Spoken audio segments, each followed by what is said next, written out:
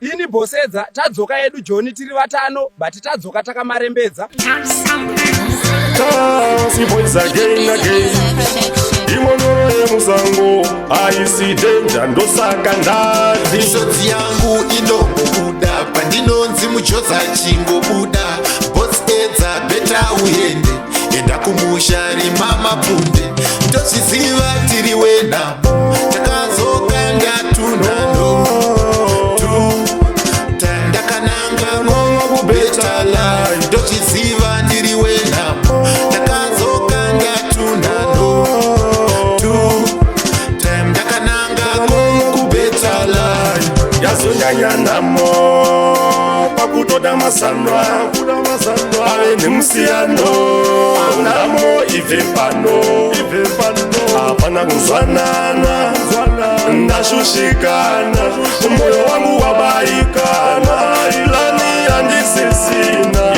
Ndochiziva tiri wenamo takazoka ndatunano tandakananga ngo kubeta life. Ndochiziva ndiri wenamo takazoka ndatunano tandakananga ngo kubeta life. Sandiona kushanda kudai ndakudawo chingwati nemazai ndovakawo teni kwedu kwachingai ndikangodaro ndatofadza mai. Ndakuda kukwesha gumbo rine manga kupisa mafudhanga kwete kuvava mvura yepamara ndoda kufadza vakandibara. Ndozviziva tiri wenamo takazoka ndatunano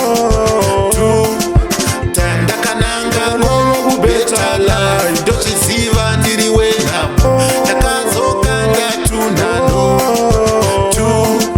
tandakananga ngo kubeta life. Yazonyanya namo pakutoda masandwa ave nemusiyano namo ive pano hapana kuzwanana ndashushikana moyo wangu wabaikana ilani handisisina. Ndochiziva tiri wenamo takazoka ndatunano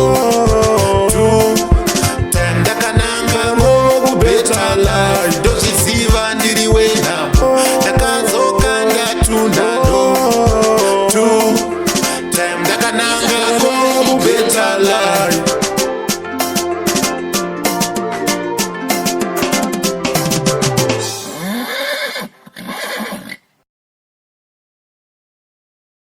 Ndanyarara nguva yareba bhati kutaure chokwadi chaicho Strawberry ndongoriryira hangu kuti riri romantic bhati pakunaka chaipo iri akomana rinombadarikwa nenzimbe